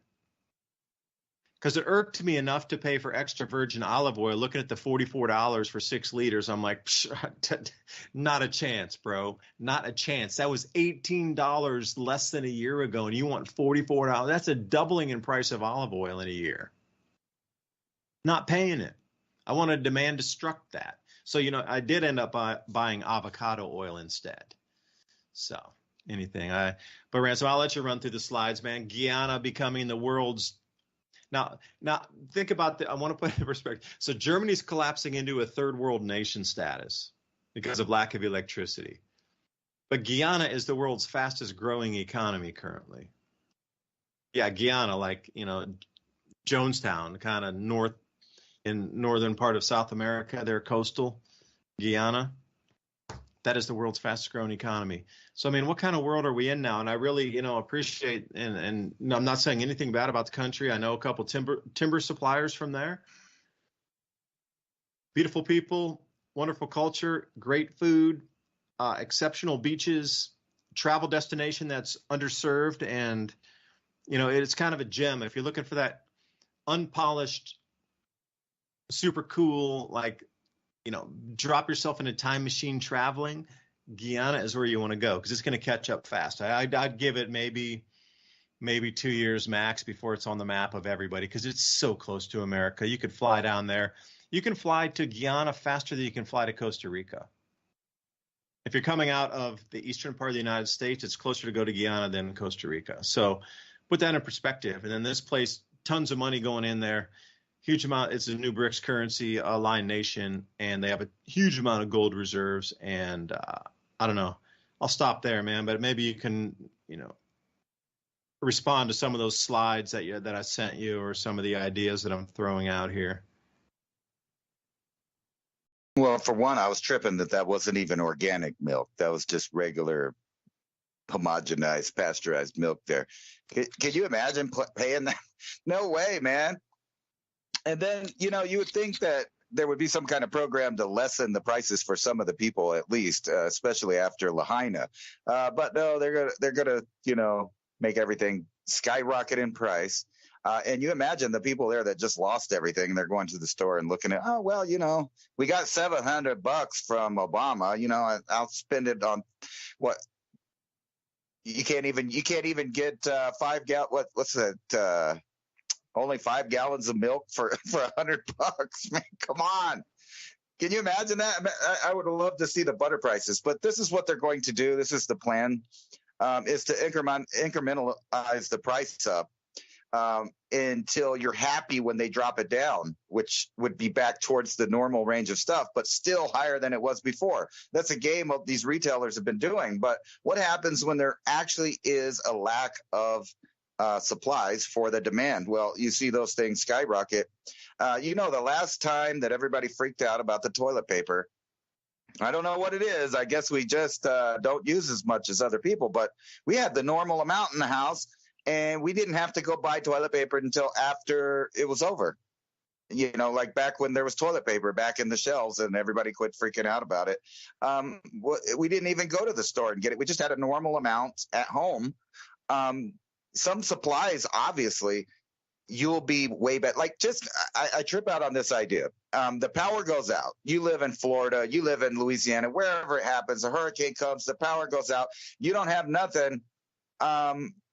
There's no good foods at all rotted in the refrigerator. But if you had a container that was waterproof and you had, I don't know, 100 pounds, 40 pounds, even 20 pounds of beans, 10 pounds of rice and things like that, and just a couple containers, you're good for weeks. You're just good for weeks, just having a little bit of water and some supplies to just sit there and calmly wait for the disaster to go by. But other people can't. They're dying. They're panicking. They have to go to the government to get water. We always see that every time there's a disaster, they're delivering water to everybody. Everybody's dying of thirst. They can't find clean water. They don't have any food. Their house is destroyed or it's underwater. They have no place to go. But I think if I lived in one of those areas, when the hurricane was over, I would have several things set up to immediately start living life again. And I think we have to prepare for that, exactly like if something like that's going to happen, whether or not it's nothing physical. It could be nothing physical at all. The dollar collapses. We go to war. Where you're at, there may be nothing happening other than the prices skyrocketing and people telling you that you may need to ration or you may need to turn your power out because they're trying to ration the power as well. And we've seen that in peace times. Look at California. Look at Texas, trying to push people to ration their energy because of one reason or another. But the truth is, when you look into it, they turned off the power. They made less power or made it less available to the people so that when there came an emergency or an overuse or a need for a lot of it, they just could not supply it or didn't want to. And that looks like about what it is. And like I said, if you're depending on government to come save you, you're in for a big surprise. Look at those people in Lahaina. I know I don't want to keep harping on Hawaii, but that was like the best example ever of why you should be prepared, have a plan for yourself, have your own supplies and your own way out of things. When in doubt, know your way out. And the people that knew their way out and they didn't listen to government and they absolutely did the opposite of what government was telling them to do, they're alive. Unfortunately, a lot of people that listened to the government and were deer in headlights during the emergency and had no plan. They had no idea what to do in case that happened. Like right now, if the same thing happened where I live, I would gather my family. I have a gas mask that I could, go through the smoke and get things if I needed to. We have enough stuff to just leave. Forget about it. Drop the phones, drop the house, forget about it. And we'll be out there being hunter-gatherers within a matter of days while other people are panicking, putting their life back together. But I knew if something that bad happened, I'm out. And I'm not going to let a fire or a government stop me from taking my family to a safe place. And that's how everybody has to think. And you just got to remember, they have these cards. It's almost like that Illuminati card game. And, there's some really spooky stuff with that where it seems like they've already played several of those cards and they just happen to line up with real events. Or you could look at, The Simpsons or whatever floats your boat about predictive programming. The ideas are out there and then they seem to happen. So it's not like they don't happen. So why not be prepared for everything and just treat it just like people used to, where they prepared for any scenario. I use that a lot because that is what people have to deal with. There's no specific or single issue that you should plan, and focus your attention on solely. You have to spread it out. What could happen? And isn't that exactly kind of the financial advice that most investment firms give, is to spread your wealth out? And, or what's the old saying, don't put all your eggs in one basket. Well, I think the same is about planning for ahead. That our government doesn't have you in mind as far as at the top of their list for making sure that you're happy, safe, and whatever.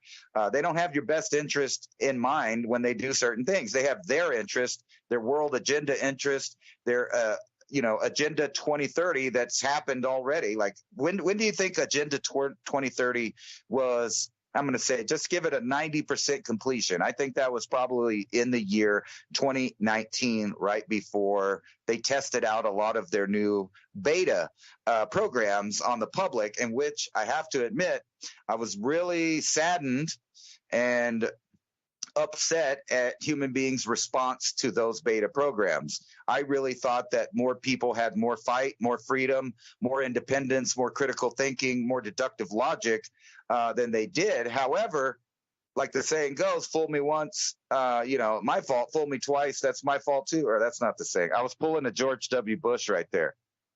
Fool me once, it's your fault. Fool me twice, that's my fault. Well, how many times does the government have to fool you before you realize that putting your trust in them is your fault when it doesn't turn out? And that goes for everything, including the dollar. If you have everything tied up in the dollar, well, that's probably not a good thing. Maybe it'll go for another 50 years. Who knows? But what if it collapses in the next 5 years? What are you going to do? Do you have a plan? Thank God that, I've revolved my life around living without cash all the time, or needing cash all the time. There's always things to fall back on. And like I was saying, just having beans and rice stored away, you're already like ahead of the game for most people. So I want to live like my grandparents, but it's hard to believe that they kept all of that in their heads and all of the any scenario possibilities planned for. But we need to live exactly like that. Yeah, we do, but it seems that the media machine has taught us not to think like that, or even to consider. That's the thing that's so nefarious about the media machine, is they get this complacency built into the everyday wakings of. Because when I lived overseas, everybody in America was doing their thing and they were, terrified of outside of America. But I'm like, wait, everything's fine. What are you talking about? They're like, no, it's so scary. So you're living in, unknown parts of the world. It's just, there's nothing on the map there. Where are you going? I'm like, I don't know. I'm just traveling. Everything was fine. The perception of what it is outside the world is what's unnerving. And they make it seem like it's this completely scary monster out there, but it's actually the scary monster is within. And the complacency built in is to get you to non-action. It's been like that for decades and decades and decades. Why has nothing ever changed in America? Because the media machine gets the people to not do a single thing, say a single thing, write a single thing. So if you're going to write to your politicians, you have to write a physical letter to them before they'll actually legally required to open it. If you send an email or make a phone call, they'll log the call. They don't even have to look at your email, but they legally have to open your letter and then catalog it. And also a letter is worth a certain number of people. I think it's 500 people. If they get a paper written letter, it means that there's that much, one paper written letter equals the equivalent of 500 of people who would think that way but did not write because of one person wrote. So if suddenly they get, 1,000 written letters in their box, they're shaking in their boots, because if they got 1,000 written letters coming in saying the exact same thing, That means 500,000 voters are thinking the exact same way. Then they start to change. Because maybe I told you the story before. During the first bout of COVID, when I was back in the States, and I got back here, I fell apart in Asia, and I was living in Asia, and it completely fell apart over there. And I fly back here to the States, and I get back, and nothing had gone on here. There was no supply chain disruptions. All the medicines were here. Everything was fully functional. Damn, there's even masks in the shops, you know? And I came back like some dude who'd been stuck on an island for years and finally got back to civilization. I'm like, no, you got to get ready. This COVID thing, it's going to wipe us out here. You got to get ready. And people, I tell you, I was laughed at, and people were like, are you kidding me? This is America. This is the best medical system ever in the whole thing. And once it started to sweep, and it swept here fast, you know, once it started to get really deep, and remember all those people running for the toilet paper? I swear to you, I was the only guy in the line, no toilet paper in my cart, 100% food. And people were looking at me like I was an idiot. Why is this guy buying all this food and no toilet paper? Who's this joker, this idiot not buying all the toilet paper? There were people with carts and carts and carts and carts all over the place, just stacked to the rafters with toilet paper. And I'm the only guy with a complete cart full of food. Like, that thing weighed 200 pounds, me pushing that thing, just like you say, rice and beans and all this stuff. Because the reason I'll tell you this, like a 25-pound bag of flour, you know, how many, you could get more than 100 loaves out of that, I think. If you're using a third of a cup or a half a cup, something like this, 2 cups, maybe not 100 loaves, but you could easily get 50 loaves out of a 25-pound bag of flour. You know, and I buy sugar too by the bulk. 25 pounds bags of sugar, 25-pound bags of flour, but I do bake my own breads, so I do use it. And I'm always experimenting with different protein contents in the flours to try to see which one works, which one doesn't. I've really never had very good luck with like 14% protein, like really dense. I always find with just like regular all-purpose baker's bread, I know it's probably not the best. There's glyphosate and stuff in it. But to swing way over in the real heavy, dense stuff, it always comes out too thick. It's just, maybe I don't have the correct oven to cook it. But I find that just a regular all-purpose baking flour works great, and you get fluffy loaves and things. But to have that knowledge of, all right, I can take a 25-pound bag of flour with some oil and with some yeast, and I have yeast to be able to prepare different things, and then come out, and people would be like, I don't have any bread. We haven't eaten bread in months, you know, whatever. Dude, do you have any flour laying around? Let's make some in your oven. Because I noticed today myself also when I was shopping, like about halfway through my venture before I got to the frozen food section, I looked at it and go, damn. It's like I was back to an 1860s store. Everything was super basic. I had the salt, I had the flour, I had the sugar, you know, just like bone broth and chicken broth and stuff. And my cart was like an 1860s, like old home, you know, some kind of sundry shop somewhere. And I had bacon fat in there, pork belly and stuff. And I looked at it and I go, damn, this is old school shopping, man. I feel like I'm in the 1800s. And I really didn't pay attention if people were looking at my cart like, what's this guy? He's got all just like, going to make his own stuff. This guy's a little interesting. But what I did notice by my perspective was I didn't really notice so many people looking at my cart of kind of just my basics of create my own stuff out of nothing, like home goods type of thing. But what I noticed was the huge amount of junk food in all these other people's carts. And I was thinking, man, you know, people are going to have to change the mind frame. And I get it. I love snacks too. I love snacks sometimes. You need that little treat. You just need, you know, I worked, I'm hungry, I'm working, I'm doing something. I need a little treat, a little something cookie or a cracker or something, a cheese cracker. I get it. But when 90% of a cart's full of just complete junk food, like the mind frame needs to change a little bit on A, what you can create from scratch, but B, just the buying habits of nutritious foods are going to need to go and be completely revamped. But again, that's not something they're talking about or teaching in the media. Like, just go out, everything's going to be fine tomorrow. And I've had a few people on the Adapt 2030 channel write in and go, well, nothing's happened since you were making all these predictions. And I'm like, I don't know if you're just trolling, bro, or if you haven't been awake for the last year or two. But if you think the world was exactly the same and nothing's changed 2 years ago to compare to today, I don't know, man. Maybe there are people in the world that aren't seeing the change, but I don't know where they're living that they could not see this big of a change occurred across the entire planet. Just, but just the reason I was trying to make all these statements was think about making things from scratch, like Ransom was talking, the beans and the rice, to create your own foodstuffs. I mean, I got a couple different kinds of beans because I love garbanzo beans. So I'll buy the dried ones because you just need to soak those in water for if you get up in the morning and put them in the water, by the time you're ready for dinner in the evening, they're super soft and supple. You can do a million things with them. Same thing with the beans. Any kind of beans you get, throw them in the water in the morning. 12 hours later, they're soft enough to cook without giving you the gas. Lentil beans, kidney beans, whatever. There's a million kind of beans, and there's a fair few different types of rice too. Although India quit exporting a lot of the non-basmati rice stuff, but anyway. I mean, if you went back to your grandparents' time and looked at what they had in their kitchen, they made an enormous amount of stuff from scratch. Even the potato chips. My grandma used to make potato chips for us. She had this thing that would slice them. You had to do it by hand, but it would slice them like paper thin. And then she would put them in the oil and then put them on a paper towel. And we'd have our homemade potato chips.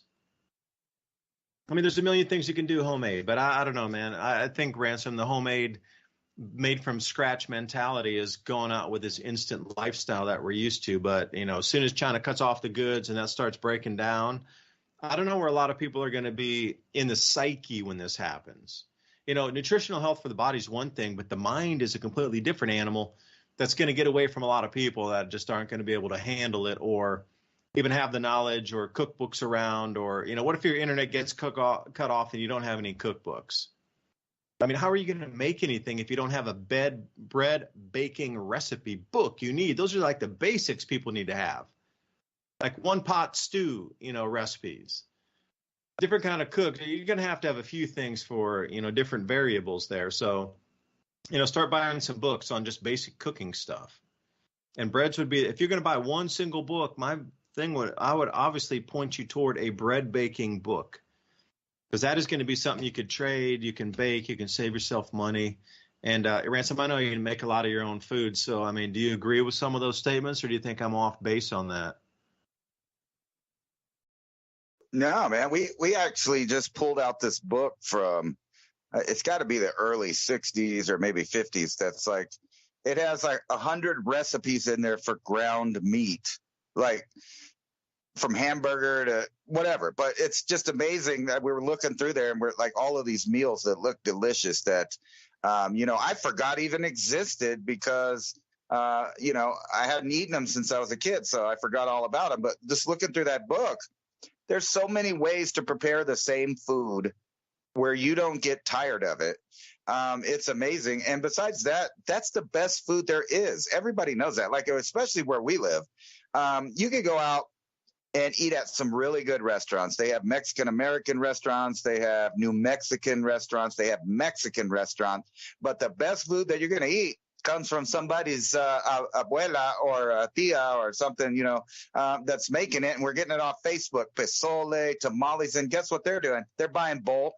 They're making a bunch of food ahead of time. They're also selling it. But I guarantee you, each one of those houses, some of them are very low income. But I guarantee you one thing, when you go in there, Grandma's got a bunch of food cooking. There's food cooking every day. They have stores of things like beans and rice and dried foods, dried chilies, dried herbs, dried spices, everything packed in there. And that's the way everybody should be living. And it's kind of amazing that the mainstream American people have switched over to the fast food. And matter of fact, now I watched this video the other day where a guy was walking around downtown in Paris. And he was completely confused because since he was a kid, they had told him, you need to go there when you get older. You'll miss out if you don't travel abroad and go to places like Paris. And then he gets there. There's people pooping in the sidewalks. It smells like pee. There's graffiti everywhere. There's cafes everywhere. And compared to the food, our food, which you would think that this is French food, you would think that people would love it. But instead they're thinking, oh, it's bland. I had to go to Church's Chicken, and then they were showing around the whole area. There's Popeyes, there's McDonald's, there's Burger King, there's Domino's, there's Kentucky Fried Chicken, there's Taco Bell, there's all of that same stuff spreading through Europe, destroying, helping to destroy. Now, when all of these newer generations are used to just going to buy something to eat, which they are now, and then even on top of that, the delivery foods, like everybody uses their phone to get their food. What are they going to do when it turns off? Most of these people don't know how to cook. They don't know even what to buy. They don't know what foods go together. They know nothing about spices or flavor or, nutrition. The other day I was out here looking at my purple amaranth, and, I knew that gathering the seeds up, you can make sprouts. And then I was thinking, well, the leaves are edible. What can I make with them now that the year's almost over and they're kind of, leathery and stuff. But I got into it, and then I find out they're high in protein. You can do all kinds of stuff with them. There's food everywhere sitting outside. Yeah, by the way, okra, the leaves and the flowers, those are edible also. Thanks for joining us tonight. Hope you got something out of our conversation. David DuByne, Ransom Godwin signing off. Please remember to sign up for the show notes. The Ice Age Conversations, oilseedcrops.org. You'll see it in the nav bar. We'll send you the show notes of what we're talking about tonight.